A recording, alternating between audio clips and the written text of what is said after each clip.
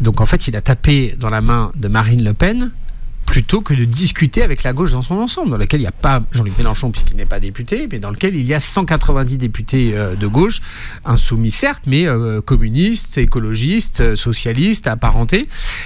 Il a clairement fait le choix d'un deal stratégique avec le Rassemblement national plutôt qu'avec la gauche. Et ça, c'est notamment sur un sujet que ça s'est noué. Et d'une certaine manière, il sacrifie les valeurs pour sauver lui-même le récit qu'il veut faire de son propre mandat. La grande fracture entre la gauche et Emmanuel Macron, elle est liée aux inégalités. Elle est liée au fait qu'une politique depuis 7 ans a été menée à la faveur, ce qu'on résume par la politique de l'offre, mais elle a été faite en faveur des plus riches, avec l'idée que ça créerait de la dynamique, de la croissance, et que par ruissellement, les autres en profiteraient.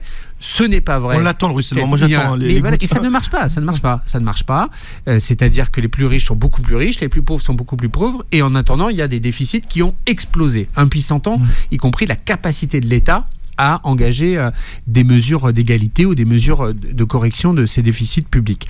Et pour ne pas renoncer, pour ne pas faire le diagnostic qu'il avait tort sur sa politique économique, il a sacrifié les valeurs en disant « Moi, je préfère maintenir ma politique économique, quitte à toper avec l'extrême droite sur le reste, plutôt que d'avouer que mon pari économique a perdu et qu'aujourd'hui, le pays se retrouve dans une nasse sur le plan économique et social comme jamais dans son histoire. »